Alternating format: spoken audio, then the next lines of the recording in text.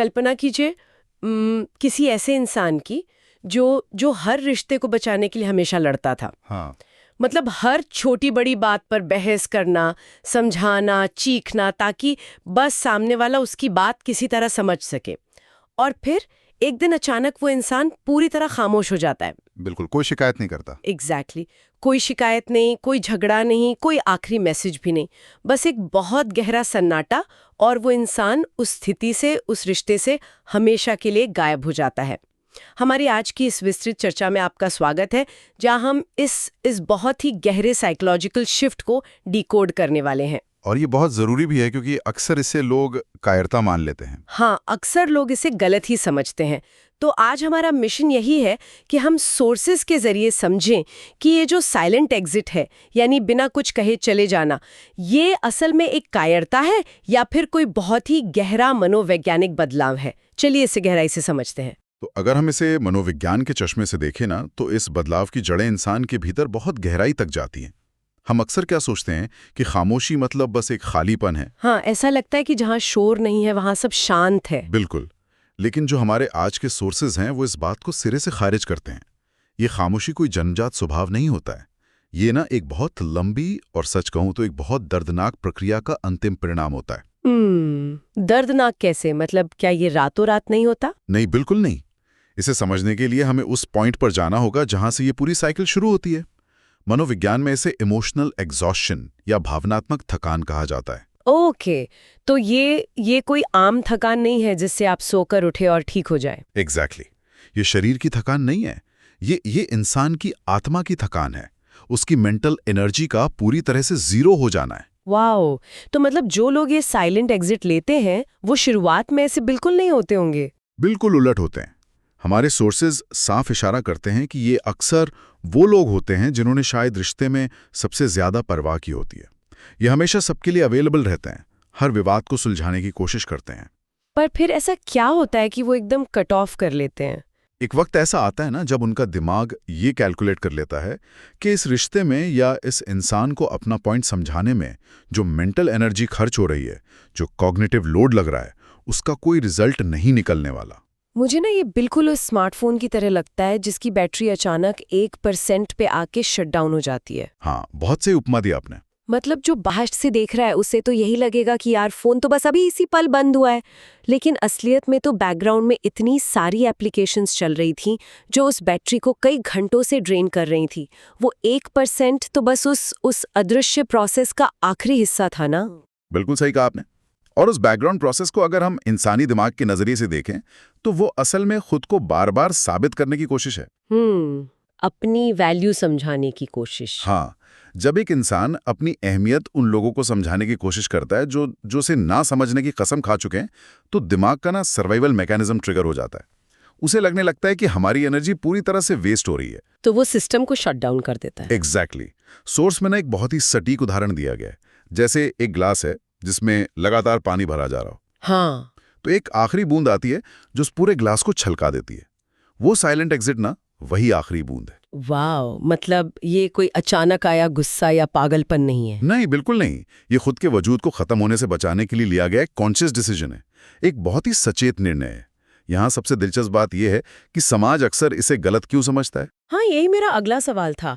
अगर ये एक इतनी लंबी प्रक्रिया का परिणाम है तो आसपास के लोग इसे भयानक अहंकार या आक्रामकता क्यों मान लेते हैं? इसका सीधा कनेक्शन इस बात से है कि हमारा समाज संवाद को या कम्युनिकेशन को देखता कैसे है। हमारी सोसाइटी में ना शब्दों को ही संवाद का एकमात्र तरीका माना जाता है। राइट। मतलब अगर बहस हो रही है, झगड़ा हो रहा है, तो इसका मतलब रिश्ता भी जिंदा है। बिल्कुल। लेकिन जब कोई अपनी एनर्जी बचाने के लिए खामोश हो जाता है, तो बाहर की दुनिया और खास तौर पर सामने वाले का दिमाग इसे एक थ्रेट की तरह प्रोसेस करता है, एक खतरे की तरह। हाँ, क्योंकि जब सामने से कोई रिएक्शन नहीं आता तो ऐसा लगता है जैसे उसने एक अदृश्य दीवार खड़ी कर दी है। बिल्कुल। और ये दीवार दूसरों को आक्रामक महसूस होती है।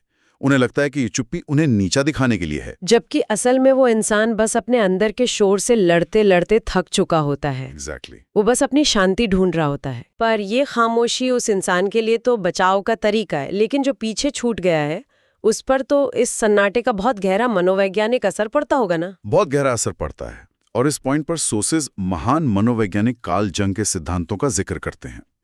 कार्ल जंग, उनका काम तो हमेशा बहुत दिलचस्प होता है। हाँ, विशेष रूप से उनका जो एनिमा और एनिमस का कॉन्सेप्ट है।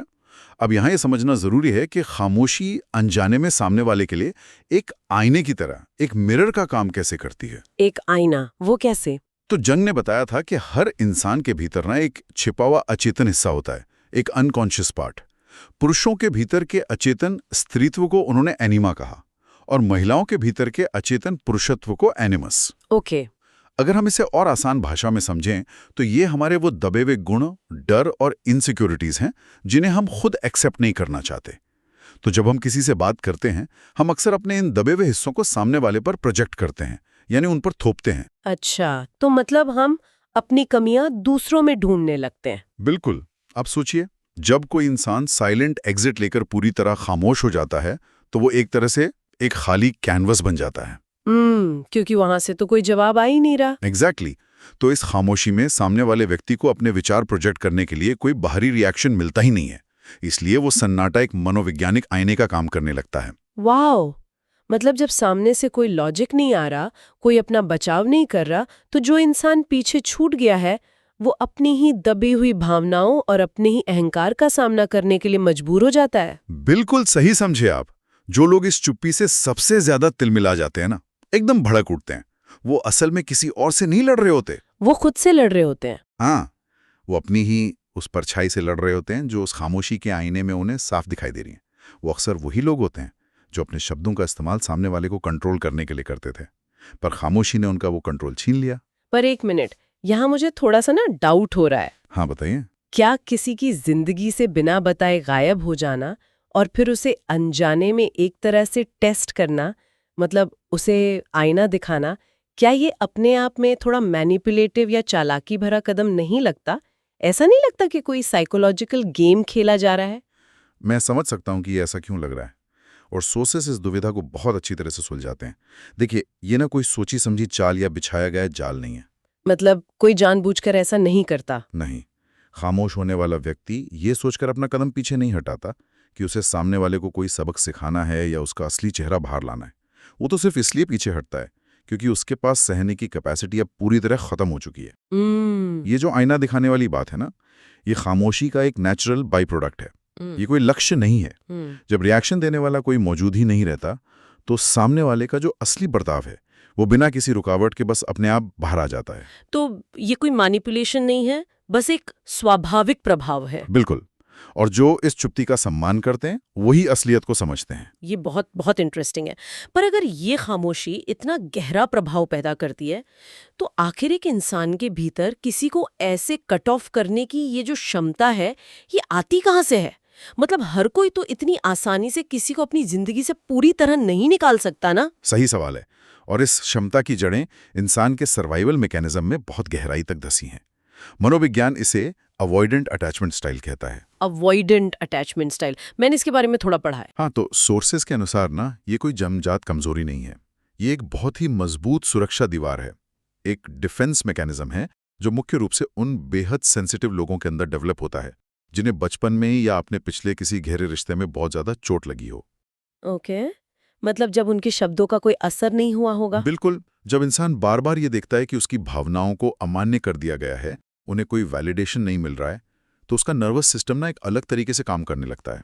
मुझे ना ये एक फोर्ट्रेस बनाने या किलेबंदी जैसा लगता है। वो कैसे? जैसे मान लीजिए एक बहुत ही खूबसूरत और संवेदनशील शहर है, पर अतीत में उस पर बाहरी लोगों ने बार बार हमले किए हैं। उसे इतनी बार लूटा गया कि आखिरकार वहां के लोगों ने तय कर लिया कि यार, अब हम इस शहर के चारों ओर एक इतनी ऊंची और अभेद्य दीवार खड़ी कर देंगे कि कोई अंदर आ ही न सके। बहुत उम्दा एनालॉजी है ये। मतलब अब कोई हमलावर तो क्या, कोई आम इंसान भी उस दीवार को पार नहीं कर सकता। ये किलेबंदी उस शहर को सुरक्षित तो रखती है, पर साथ ही उसे बाहरी दुनिया से पूरी तरह कट ऑफ भी कर देती है। एग्जैक्टली। अगर हम इसे व्यापक नजरिए से देखें तो ये जो दीवार है ना, ये इंसान के दिमाग का वो सिस्टम है जो उसे और ज्यादा दर्द से बचाता है। जब उम्मीद मर जाती है कि कोई हमें समझेगा, तो डिसअपियरिंग यानी गायब हो जाना ही खुद को सुरक्षित रखने का एकमात्र रास्ता बचता है। तो ये कोई क्रूरता नहीं है? बिल्कुल नहीं। ये एक गहराई से महसूस किए गए दर्द की प्रतिक्रिया है।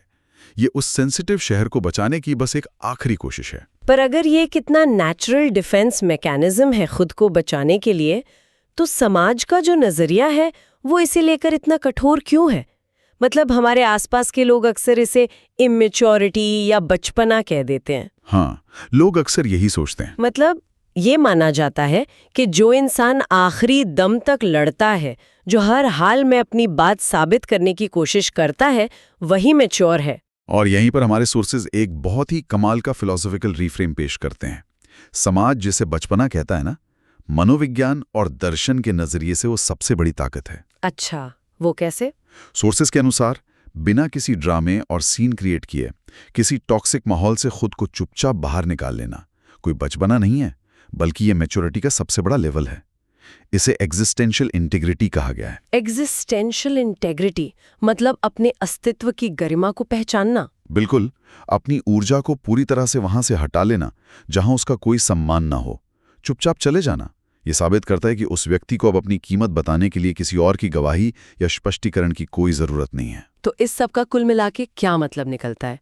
क्योंकि आज के समाज में तो हम हर बात पे बस क्लोजर मांगते हैं। हाँ, क्लोजर का प्रेशर बहुत ज्यादा है आजकल। बिल्कुल, सबको अपने टूटते रिश्ते में एक आखिरी क्लोजर चाहिए, आखिरी बहस, एक आखिरी मीटिंग। तो इस दबाव का क्या? देखिए, ये खामोशी इसी बात का जवाब है। ये साबित करता है कि परफॉर्मेंस यानी दिखावे और बहस के ऊपर पीस या शांति को चुनना एक बहुत ही साहसिक कदम है। कभी-कभी सबसे अच्छा क्लोजर यही मान लेना है कि शायद कोई क्लोजर मिलेगा ही नहीं। वाओ!